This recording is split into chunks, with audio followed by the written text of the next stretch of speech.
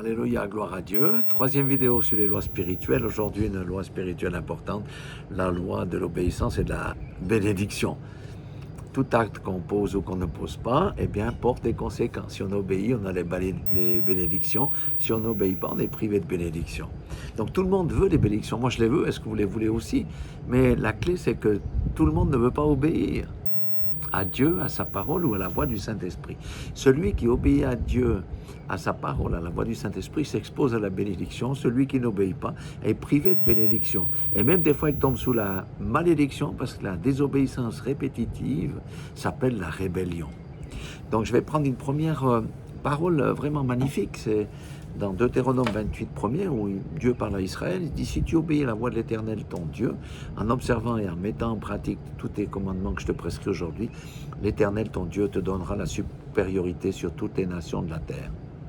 Ça veut dire que quelqu'un qui est dans l'obéissance, eh bien, il a la supériorité sur tous ses ennemis. Amen. Et vous avez capté ça? Si tu obéis à Dieu, à la voix du Saint-Esprit, à sa parole, tu as la supériorité sur tous tes ennemis. C'est quelque chose de fabuleux. Mais les deux exemples les plus remarquables, c'est Abraham et Isaac. Genèse 12, 1 à 3, l'Éternel dit à Abraham, « Va-t'en de ton pays et de ta patrie, de la maison de ton père, dans le pays que je te montrerai. Je ferai de toi une grande nation, je te bénirai, je rendrai ton nom grand et tu seras une source de bénédiction. Je bénirai ceux qui te bénissent et je maudirai ceux qui te maudiront et toutes les familles de la terre seront bénies en toi. » Waouh! Qu'est-ce qu'il a fait? Bien sûr qu'il avait la foi, mais surtout, il a cru à la promesse, mais il a dû agir, il a obéi. Si Abraham était resté dans son coin en disant à Sarah, « Je vais être le père d'une grande nation, taladi, talada, je serai béni », puis qu'il restait là sans bouger, ben, il n'aurait rien eu du tout. Son fils aussi, c'est un autre exemple extraordinaire, Isaac, Genèse 26, 2 à 3. Il y avait une famine dans le pays, et outre la première famine qui eut lieu du temps d'Abraham, Isaac alla vers Abimelech, roi des Philistins à Guérar, et l'Éternel lui apparut et dit, « Ne descends pas en Égypte, demeure dans le pays que je te dirai. » Alors qu'il y avait la famine, ses yeux voyaient la famine, les troupeaux mouraient, il y avait ci, il y avait ça, il n'y avait plus les récoltes. Le Seigneur dit, « Non, non, non, non, descends pas. » Au verset 3, il dit, « Séjourne dans ce pays, et je serai avec toi et je te bénirai, car je donnerai toutes ces contrées à toi et à ta postérité, et je tiendrai le serment que j'ai fait à Abraham, ton père. » Donc il y avait une certaine pression sur Isaac de dire, j'obéis pas. Ma chair me dit de pas obéir, mais Dieu me dit d'obéir parce qu'il y a des promesses. Et au verset 12, il est dit ceci, écoutez bien, Isaac sema dans ce pays alors qu'il y avait la famine, il recueillit cette année le centuple. L'Éternel le bénit. Donc ça veut dire, c'est juste extraordinaire quand on marche dans l'obéissance à Dieu. Même quand les situations sont contraires dans ce que l'on voit, Dieu va nous bénir. Est-ce que ce n'est pas motivant pour obéir à Dieu, à sa parole et à la voix du Saint-Esprit? Bien sûr. Et d'autant plus que l'obéissance ouvre également la porte à l'exaucement de nos prières. 1 Jean 3, 21, 22, il dit, « Bien-aimés, si notre cœur ne nous condamne pas, si on marche dans la désobéissance, notre cœur va nous condamner, n'est-ce pas?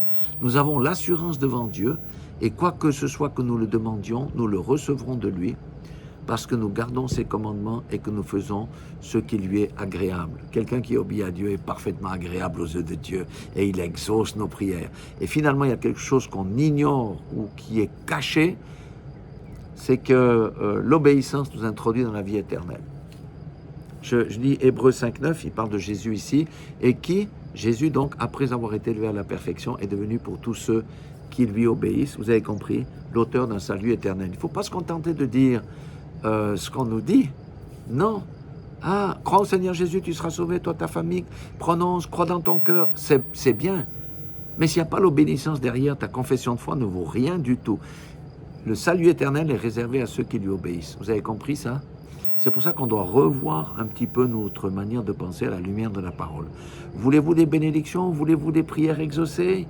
Voulez-vous le salut éternel? Obéissez. Examinez-vous, repentez-vous de toute désobéissance et dites à Dieu, je veux t'obéir, mais je n'y arrive pas, aide-moi. Et Dieu, qu'est-ce qu'il va faire? Dans sa grande bonté, il va mettre devant nous des situations qui nous permettront de lui obéir. Et je peux déjà vous dire, parce que j'ai passé par là, que des fois, on n'obéit pas, on est dans les échecs, mais petit à petit, on entre dans les victoires, et après, finalement, on a tellement confiance en Dieu qu'on ne tombe plus. C'est vraiment glorieux. Et faites ça et vous allez voir que petit à petit votre vie va changer. L'obéissance est la clé de tout. Josué a obéi à tout ce que Dieu lui avait dit, il a possédé le pays. Joseph a obéi, il est devenu numéro 2 du royaume. Alors si nous obéissons, on aura la supériorité sur tous nos collègues dans le travail, sur tous nos ennemis partout, et nous aurons l'abondance dans nos foyers, dans nos maisons. Nous aurons toujours ce dont nous avons besoin. Voilà. Soyez bénis et n'oubliez pas que Jésus a souffert à la croix Golgotha, pas pour que nous soyons dans la rébellion, la désobéissance, mais pour que nous entrions dans le salut via l'obéissance par la foi et la grâce. Soyez tous bénis dans le nom puissant de Jésus-Christ de Nazareth. Dieu vous aime, je vous aime.